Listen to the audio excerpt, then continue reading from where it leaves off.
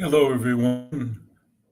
I'm Dr. George Simon, and welcome to another edition of Character Matters, the program where we talk about what I consider to be the defining issue of our time, the character crisis that we've been in for some time now, and that affects every single aspect of our lives. Today's program is a live edition, and you're free to check in with me and talk about anything you'd like to talk about or address any topics that you'd like to address. You find the link to enter the studio at the latest post on my blog at drgeorgesimon.com. You see a banner running here at the bottom of the screen, I hope. Or you can copy and paste the link that runs there. You're also free to comment or ask questions through the chat feature, and I'll be happy to address your concerns or speak a little bit about what you'd like to have discussed. But today, I really want to focus on something essential to all my writings about character and all the articles. And I've mentioned this in several posts before, but ultimately, wholesome character is about developing the capacity to really love. And unfortunately, in our modern culture, it's been true for a while, but more especially true today, perhaps, than it has been for some time. In modern culture, and for many reasons, um, it's very difficult to discern just exactly what love is. Love has so many close cousins, as I like to say, and it has also some imposters, some things that masquerade as love, really appear to you as love when you're growing and developing and you're trying to figure things out and trying to develop your own character. And it can confuse you to the issue. And many times in relationships, especially early on in a person's character development, many times something looks very much like love and really grabs your heart and basically sucks you into the relationship, only for you to discover later on that what you thought was love was not love at all. And that turns out to be a big disappointment. So I'd like to discuss that today, plus anything else that you'd like to discuss. And I see that we have someone in the waiting room. So I'm going to go ahead and add Suzanne. Welcome. Hi, welcome. Glad to be here. Thank you. What would you like to talk about today? Oh, I want to listen to how you're starting, and then I'll go with that. Okay.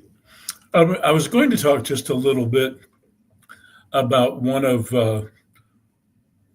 love's kind of close cousins, but also an imposter in many respects, and that is affirmation. And if I'll go ahead and leave you on just in case you have a comment. But I posted an article on the blog just the other day about this very thing. And it's based on a real story. Names were changed to protect both the innocent and the guilty, and circumstances were altered on purpose. But I'm sure many people can identify with the story. Especially true if you happen to have had a formative experience when you were growing up that negatively impacted your sense of self-worth. Many people have reported this to me in counseling over the years, that they just never really had a positive sense of who they were, what they were worth. And for those folks, they're particularly vulnerable to folks who know how to affirm, who know how to give those messages of affirmation and to the person that really needs to hear those kinds of words, who really needs to feel validated because they don't already feel that way, this is like an aphrodisiac. And it can even become an addiction in many respects. And folks who I like to call ego massage artists Mm. are really good at reading this.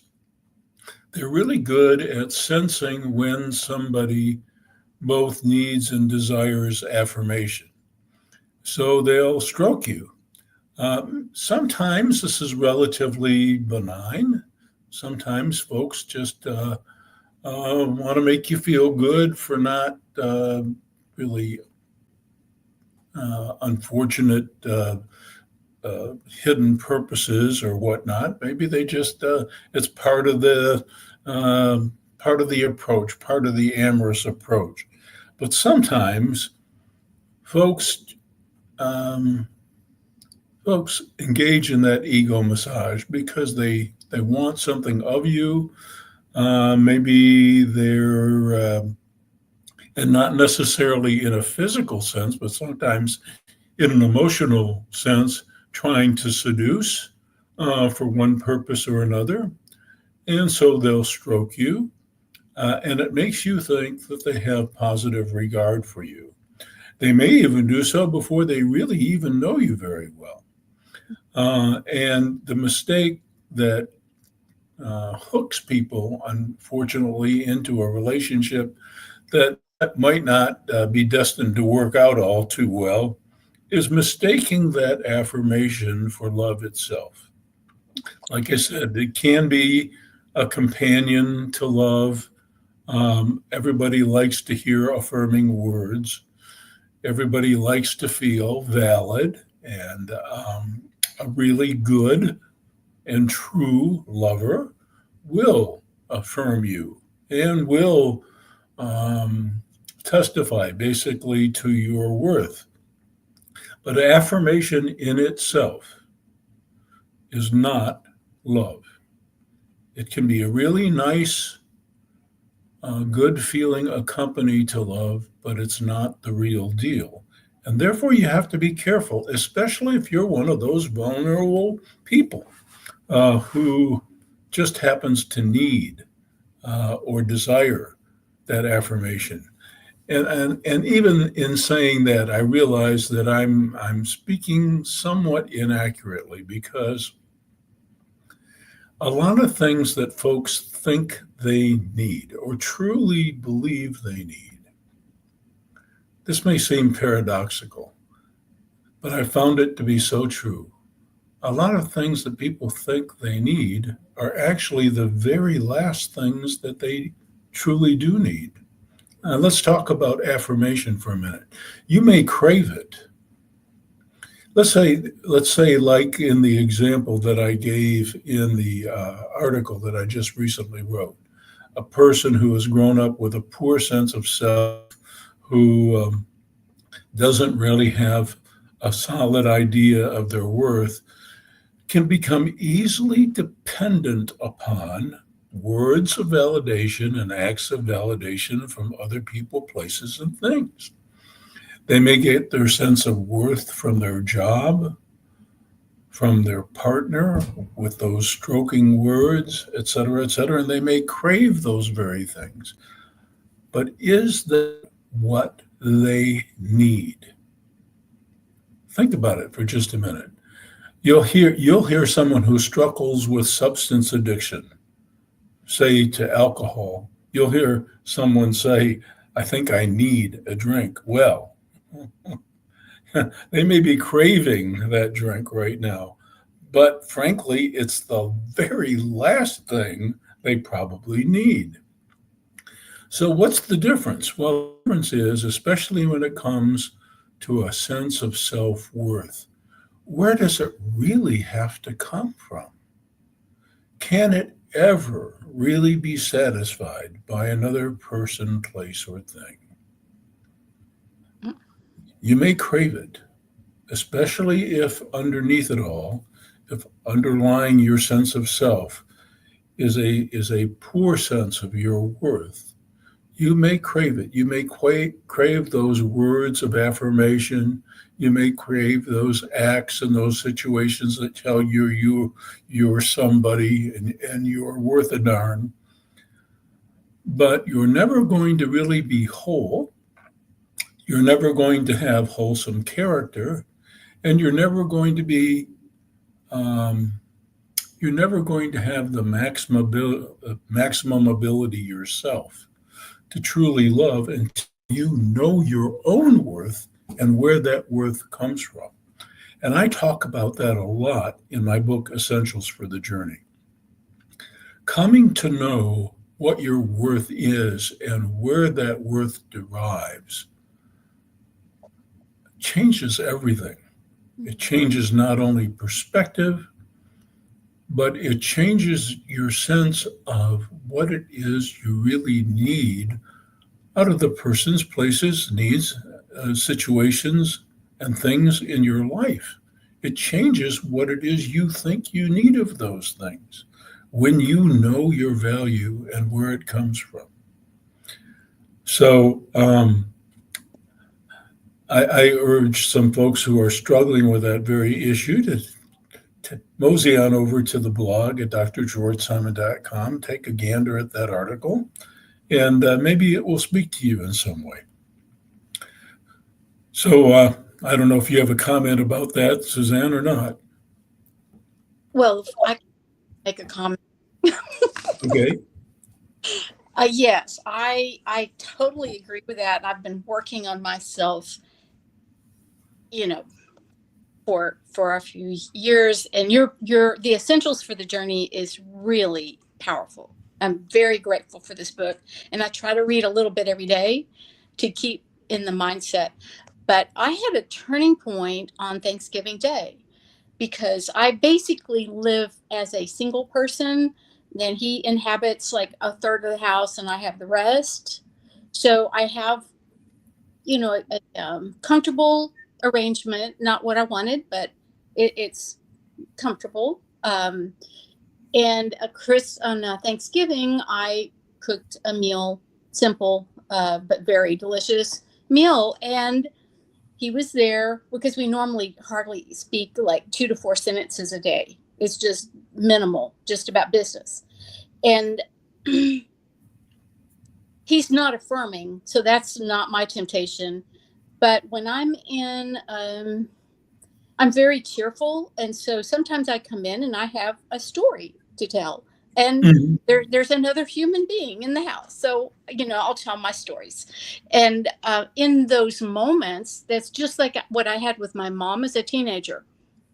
She loved hearing all my stories, and in those moments I felt a connection. Not real, tentative, temporary, and that has continued here. So I'll feel that, but I know it's not real. Yes.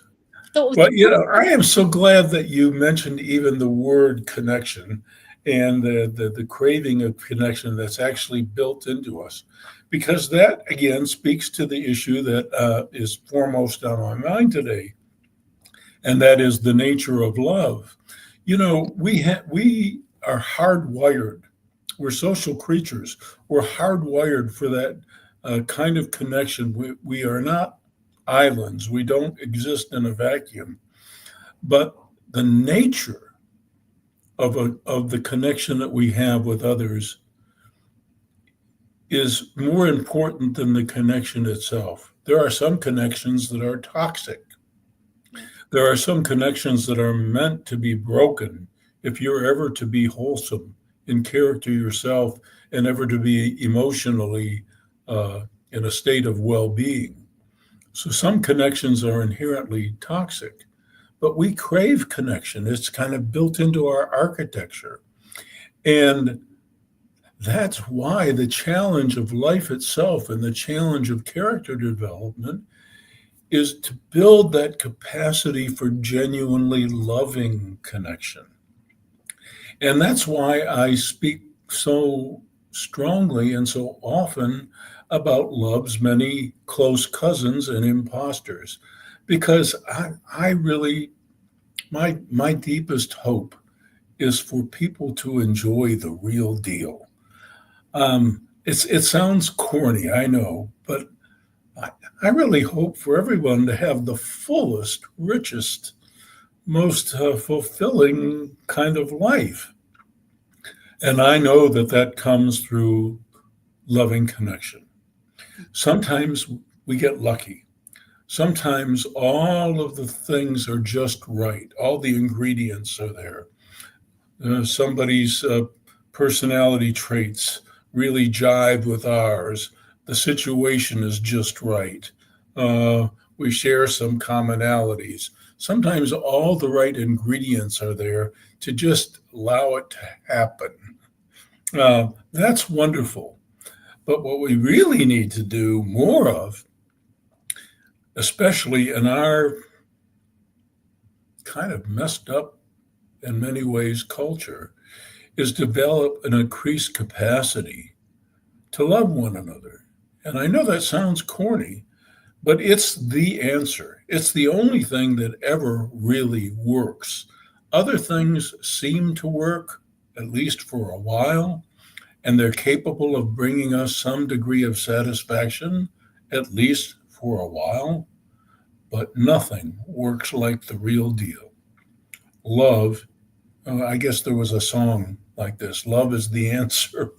There was, at least there were some lyrics in a song like that. I'm blocking on it right now, but it really is. The bigger problem, even when you come to realize that, is really discerning what its nature is, what it's really all about. And you described, wanting to have that conversation where there's that real receptive exchange of sentiments and feelings and ideas. That's part of it. But developing the capacity to have that kind of conversation is what it's all about. And I think we've forgotten largely. One of the reasons for my work, I realized this early on in my work as a psychologist and as a therapist, doing this work for well over 45 years. I realized that we largely forgot all that it takes to develop that capacity. That used to be, at least I recall, maybe I have such a biased perspective because of my experience. And believe me, my upbringing was not perfect by any stretch of the imagination. And there was certainly enough that I witnessed in my immediate environment during the years that I was growing up that let me know very clearly that this world was not an idyllic place at all. But we seem to have a sense in school, in families, even in occupations, we seem to all share a sense of how important it was, above everything else, above our talents, above our abilities, above our likes and dislikes. We seem to recognize that it was really important to be a good and decent person, and that it really took a lot. It took a lot in the way of our formators, whoever they were, whether they were teachers, parents, relatives, neighbors, spiritual guides, whoever they were. It took a lot of cooperation with like-minded souls to help shape us into decent people, capable of love and capable of forming and enjoying healthy relationships. And I think we've largely forgotten how much it takes and what it takes. It takes more even than a village, because it really depends on what kind of village. And so much in our environment has become sterile, toxic in many ways, uh, misleading, and we just can't develop character by magic. A lot of ingredients have to come together to make that possible. I see some things coming in here to the. At any time, Suzanne, if you want to leave the room here, I'm happy to exit you in the studio. But just in case you want to make a comment, I'm going to leave you in there. But I'm scanning the questions here in the chat. I keep getting more comments about In Sheep's Clothing. I still, it was my first book, and someone is mentioning that book and how they overcame their narcissistic abuse because of it. Because even though it's my first book, and even though I kind of favor some of my other books, it's still the book that I get the most comments on from people because it struck two chords. And it's just something I stumbled on. It was just uncanny to me how it all happened. I really stumbled upon a few situations, both in my therapist work with clients and in my personal situation. I just encountered this archetypal personality type over and over again who was capable of what we call positive impression management. The folks who know how to look good, look really good, without being good. The folks who underneath it all had something that just wasn't quite right. They seemed determined all the time to win and to get the better of folks. Life seemed to be a contest that they had to emerge the victor. And yet they were capable of such positive impression management that once you figured out who they were and you started not to like them so much, you wondered why so many other folks didn't seem to get it and why so many other folks were very enamored of them. So I just stumbled into this. And so I started doing research. And I really came to understand what we now call, or have called for several years now, the gaslighting effect, whereby when somebody begins to get a clue about how someone is operating, they start to feel crazy because they know something's just not right about what the other person is doing or saying, or how they're trying to frame things so that they can get people to see things their way instead of a more objectively true way. And I began to study that, and I described it in the opening pages of In Sheep's Clothing. And that's when the mail started coming in. The first edition of the book was a spiral bound thing that I gave away at workshops. But people started reading about that effect and said, oh my God, that describes my situation just perfectly.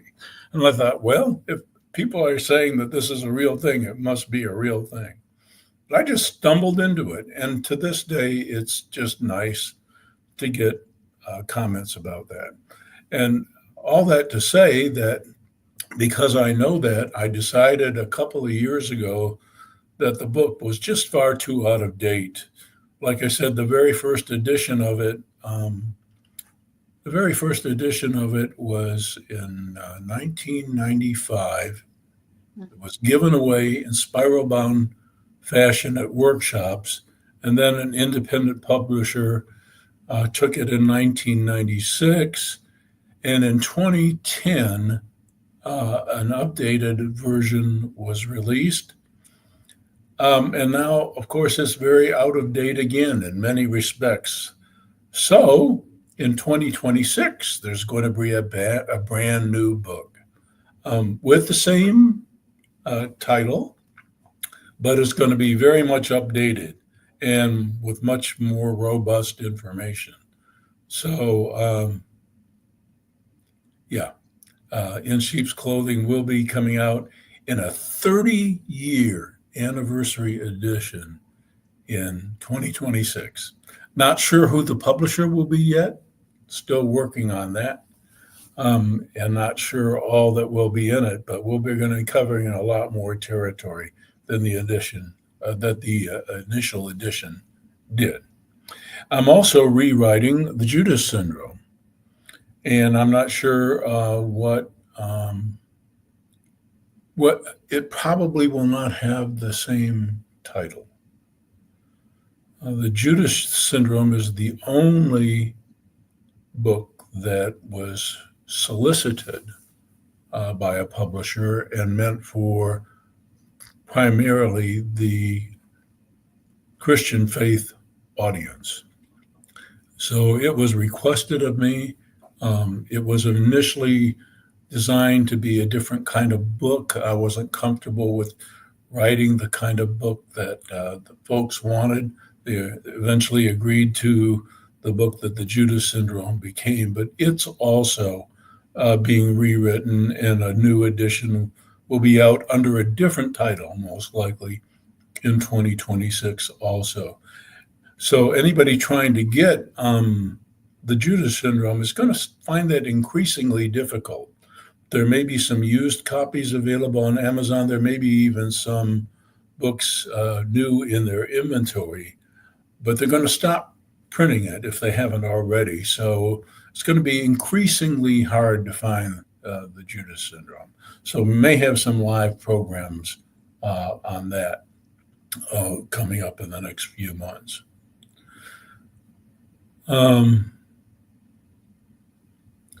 One comment that just came in is a frequent comment that I get, and that has to do with folks experiencing, in the name of their faith, narcissistic abuse.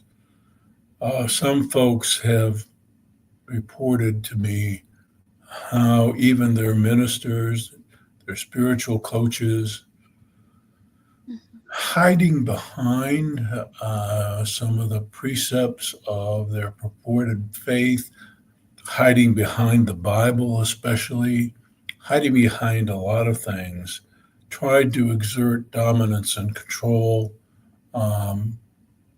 and other nefarious kinds of motives, etc., really shaking a person's faith to its foundation. And I'll use the talk here. I don't know of a greater sin than that. One of the greatest covers that there is for all kinds of character disturbance is holding up the book or claiming some other kind of authority when you have impure motives yourself, but you're using the book or the church or some other entity to back you up as you do your abusive thing. I can't think of a greater evil than that. I really can't. If you're going to be a schmuck, own it, but don't hide what your true agendas are behind some kind of authority to back you up in your nefarious intent to either dominate, deceive, or any other thing. I don't think there's anything more evil than that. And I've probably gotten thousands of emails from folks saying that they suffered something just like that, especially folks who were in some kind of group that was perhaps more cult-like than anything else. So let me see. Somebody is saying that narcissistic psychopaths in the church are common. I really don't know how common it is. All I know is that covertly aggressive people are very astute at finding all those avenues and all those covering veils that are available to us out there. They're very good at finding all those things to hide their true selves and their true agendas. So I don't know how common it is. I just know that people who have experienced that really are dealing with trauma, and many folks have post traumatic distress as a result of that lasts for quite some time. The feeling of betrayal involved in something like that stays with you for a long time. Somebody's asking about boundaries, and perhaps nothing is more important to the understanding of real love than boundaries. So let me talk about that just a little bit. You know, I was saying earlier, and Suzanne, we were talking about this need that we have, this built into our architecture desire for connection. But it's the nature of connection that makes all the difference. Some connections with others and with things are not particularly healthy and can be very toxic. Some folks, this is the essence of a relationship. You know, some folks have a relationship with their substance of choice that becomes deadly because of their overdependence upon it. But that's a whole nother topic to get into. But to suffice it to say that the nature of our relationships, the quality of our connections matters. And boundaries play a great role in that. A boundary is a line that we place, a barrier that that is either constructed or imposed or even a natural one.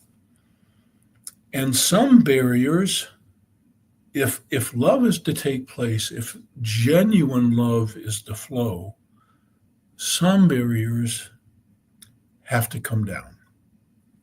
In other words, there are some barriers that only serve to impair full loving connection from taking place. And some barriers, some boundaries are absolutely essential for our welfare and for our safety. And so, for true love to take place, those boundaries must be absolutely respected. Now, here's the real trick: discerning what boundaries are impediments to love and what boundaries are absolutely essential. Discerning that is probably, I think, life's greatest single task if you're determined to be a wholesome character. If you really want to develop yourself in character, what you really have to come to appreciate is what barriers to human intimacy, to human well-being, what barriers do you need to work to break down so that the love can flow? And what barriers must be absolutely respected so that people are safe and feel safe and feel protected? Discerning is, I believe, the task of a lifetime. And it takes the right heart to even want to discern it. It takes a desire to get this love thing right and to make it your life's business. It takes that kind of attitude to even want to discern what barriers in life, what boundaries we need to work to bring down and what boundaries, barriers, borders we really need to enforce so that people feel truly safe, secure, and have well being. And you have to have a mind for wanting to sift through that with a very willing, open, and genuinely compassionate and concerned heart.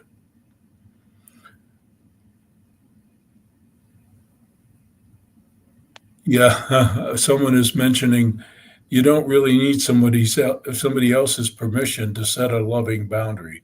I will say amen to that. If the boundary is a loving one, whether it's a boundary that needs to, whether it's an obstacle that needs to be dissolved so that genuine loving interaction can take place, or a barrier that must be firmly imposed so that somebody isn't walking over you or doing you damage or invading territory that you have not invited them into and which they have no business being.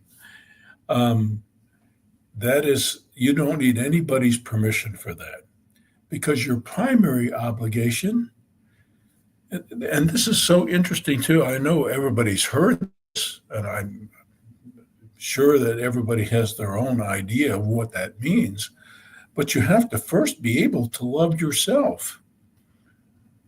First, you have to know what it is to love, to be able to even love yourself properly. And once you get that, once you really know what it is truly in your own best interest, it becomes true for everybody. You become much more able to love another human being when you know how to love yourself. Because in the process, you're discerning love's nature. And the person making the comment here in the chat is absolutely right. You don't need anybody's permission for that. That's the task of life. Someone is mentioning about when someone is using some of the tactics that I describe in my book, In Sheep's Clothing, manipulation tactics. The person is mentioning that when the manipulator lies or tries to defend themselves or justify or say they didn't, they might say that they listen to you when you're trying to reason with them, when in fact they're not really listening. They may actually be listening on the surface, but that doesn't mean they're taking in or taking to heart. And so I want to comment just a little bit. So I hope the person who made the comment is sticking around here. We get in trouble big time when we talk about folks using these tactics trying to defend themselves. Yes, there is a certain aspect. There is a certain aspect of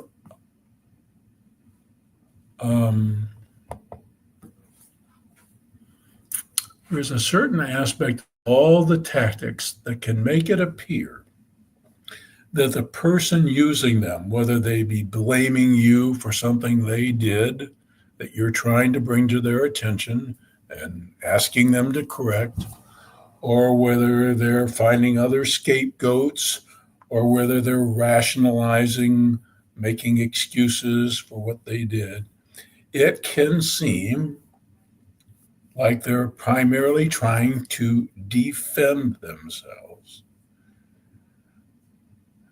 Seeing it that way, I think, is inherently disadvantaging.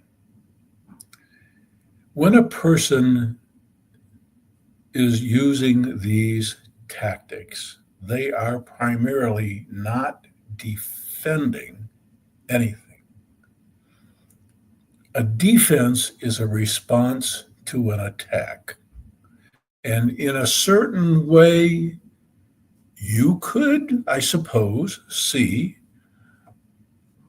or perceive that the person you're confronting about an inappropriate behavior feels attacked and is defending themselves, but that is rarely the bigger part of it, and it's dangerous to think in those terms. When someone is using any of those tactics, they are primarily on the offensive. They are fighting tactics. And fighting for what? For the upper hand, for the victory, for you to cave in to their way of thinking, to throw in the towel, to subordinate yourself to their will, to submit to their will. Most of the time within relationships that are abusive like this, it's a contest for the abusive person for dominance, for power, for control. And as soon as you perceive them as primarily defending as opposed to assaulting, you're going to inevitably lose ground. What happens in manipulative relationships often, especially when there's a barrage of tactics thrown, is that you unconsciously go on the defensive anyway, because unconsciously in your heart, deeply, you know you're under assault. I'll give you a perfect example. I can't count the number of times this has happened. Let's say that within the relationship, there's been a betrayal of trust, a big one. Somebody has cheated, had an affair, or done something else, truly betrayed trust. And now, because trust is broken, the other partner is hesitant to trust again. By the way, as well they should be. As well they should be. And yet, the person who committed the crime, so to speak, will go on the offensive. Oh, I suppose you're going to check my phone all the time now. I suppose every text that comes in from somebody you don't know, you're going to suspect, well, yeah, and that's not unreasonable, but the tactic, that offensive tactic, is not so much to defend their honor or their integrity, because if they had it, we wouldn't be having this discussion. The situation would not be there. The intent is to keep the upper hand, to have you in line, to have the other person in line, in the subordinate position. And the bigger reason for that is because to do anything else requires the character deficient person to do something that they haven't yet the heart to do. And that is two things, two types of work. What they have to do is work, and in two respects. It's their obligation to work to repair the damage. It's not your obligation to find forgiveness when every bit of sense of trust has been destroyed. When somebody breaks something, it's their obligation to repair it. The weight is on them.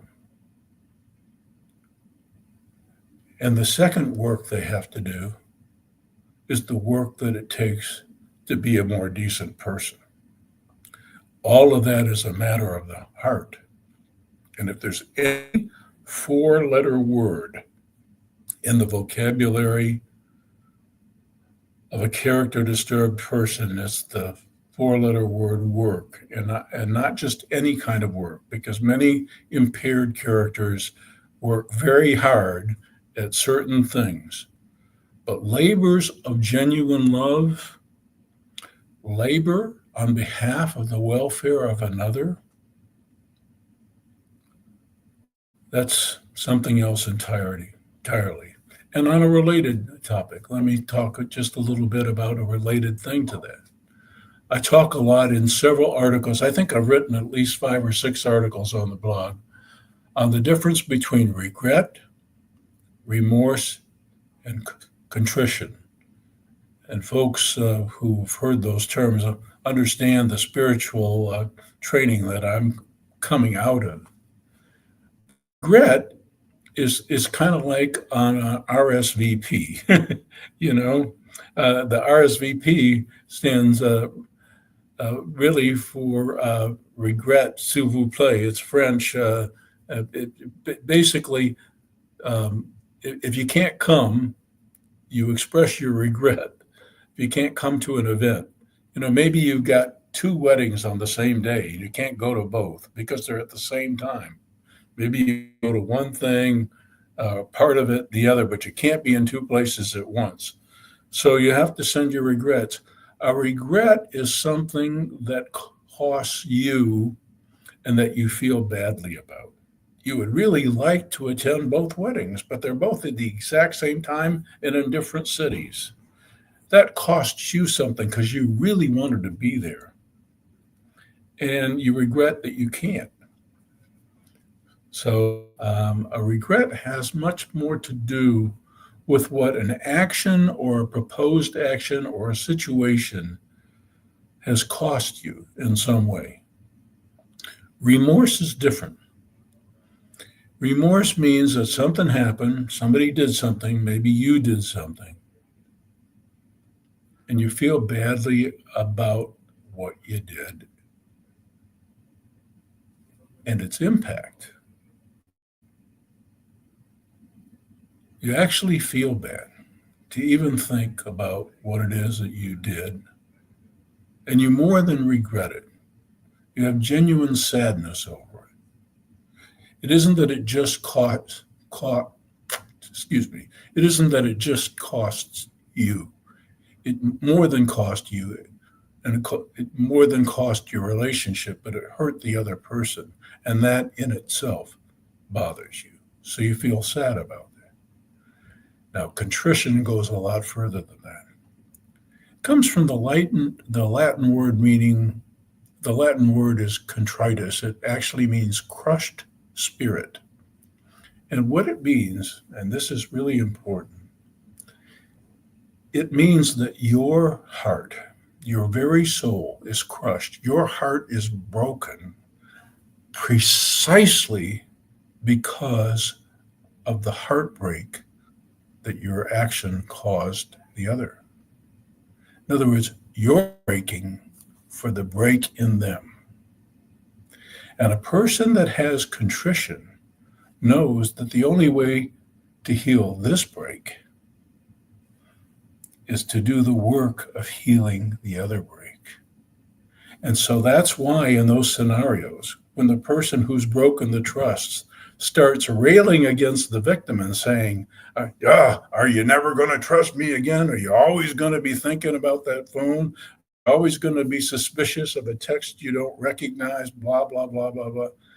There's no contrition there. None. It doesn't sound like that.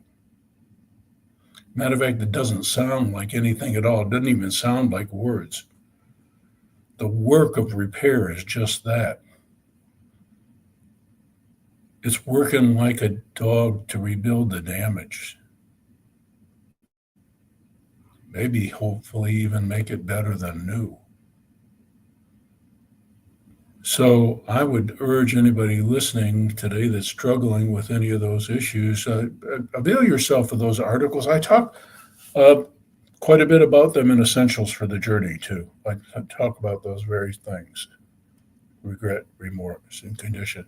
And I saw you shaking your head there a couple of times, Suzanne. I suppose that resonated with you a little bit. Oops, can't hear you. Oh, there you are. Yeah, I'm 100% agreeing with your choice of words. The difference between regret and remorse, and then what contrition is. Contrition, yes. Totally agree. Yeah. Yeah. Yeah, I have to be careful not to talk too much, so I'll stop with that. Well, thank you. Well, it looks like we're entering the last 10 minutes of the program here. We may even end just a bit early today. Um, I'm going to go through the chat one more time and see if there's any things. Ah, this is a really great question. Somebody has asked, and this is a real paradox. And that is why people do what appears to be self-defeating behavior. Why folks of impaired character will do things that ultimately actually even hurt themselves. You'll see this with repeat criminals who spend a lot of their time in life incarcerated because as soon as they get out, they go back to doing the same old things and their life is a mess again and they get into trouble. And the next thing you know, they're back incarcerated. And one would wonder, why does a person take their way of doing things that has always been a problem to such a point that they repeat the behavior, even if it's to their own detriment? And once again, that is a matter of the heart, and it has to do with one's capacity to understand and love. Now, this is complicated, so I mean, we really can't address it in one program.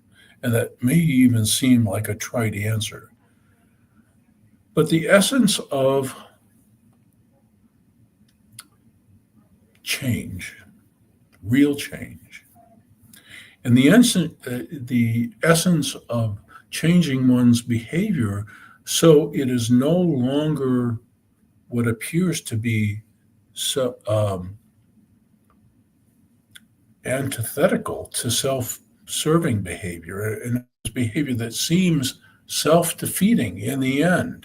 You know, you can't keep a job, you keep going back to jail, you keep screwing up relationships, you're not really succeeding in relationships, you're not really succeeding in life, you're squandering your talents. Why keep doing that? Because you haven't developed the heart to subordinate yourself. The folks that I call the aggressive personalities, they're more than narcissistic. They're more than that. That's another topic. There's a lot of information out there on the internet about narcissism. And there's a lot of books now. But these folks are more than narcissistic. They have an aggressive bent to them, rooted in their distaste for subordination of any kind. Sometimes that is born of some traumatic formative experiences, but sometimes it's just built in. And until and unless they can develop the heart to be subordinate to anything else, especially a set of principles that would serve them well in life, they're going to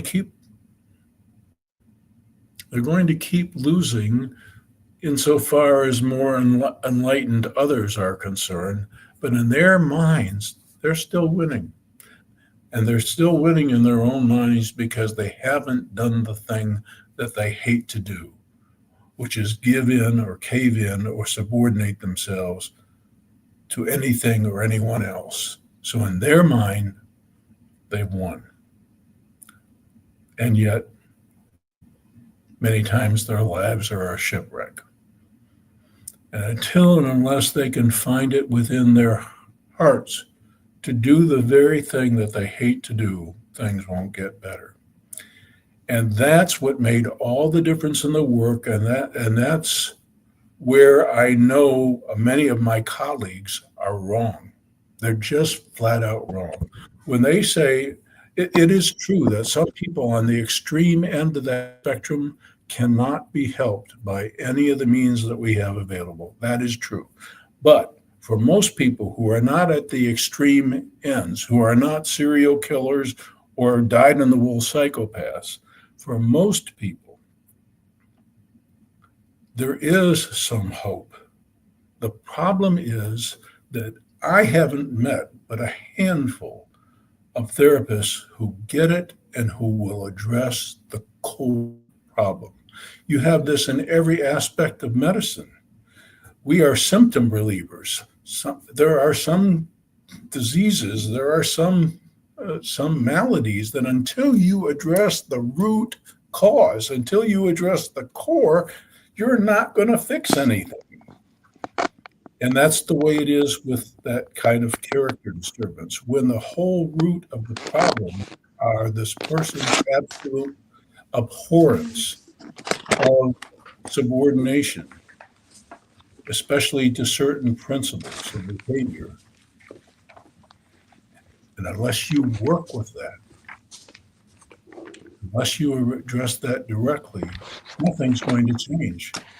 And when I started dealing with that in a firm, unwavering, loving way with my resistant clients, I'm here to tell you that all kinds of things that I was told were impossible to make different became different.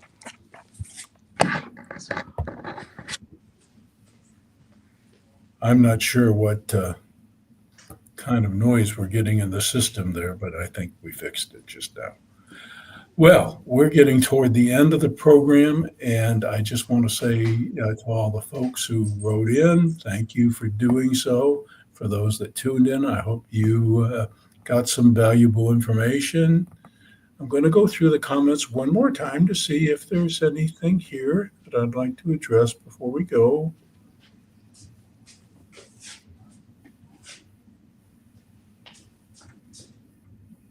Yes, one person mentioned something very important. In this battle for supremacy within a relation and for dominance and to have their way, a secondary gain somebody's mentioning is to make you doubt yourself.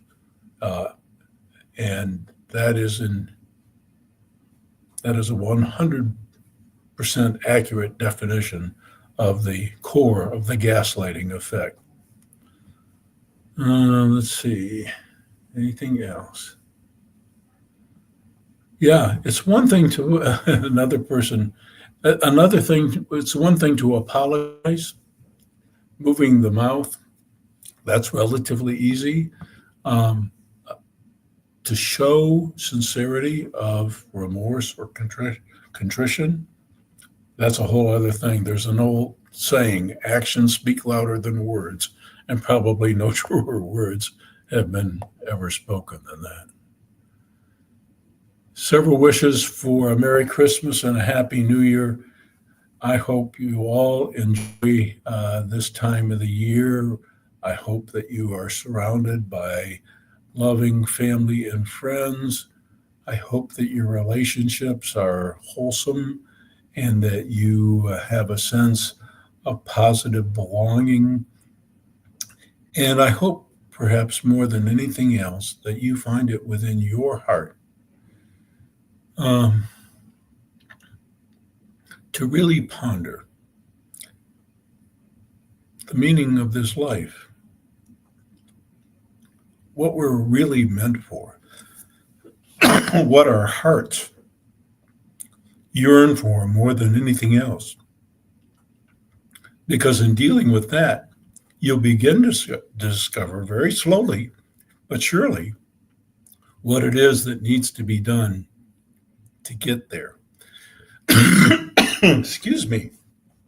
I invite you once again to tune in to Character Matters the next time and to mosey on over to the blog and avail yourself of all the timely articles there at drgeorgesimon.com, and to avail yourself of my books if you have a mind to.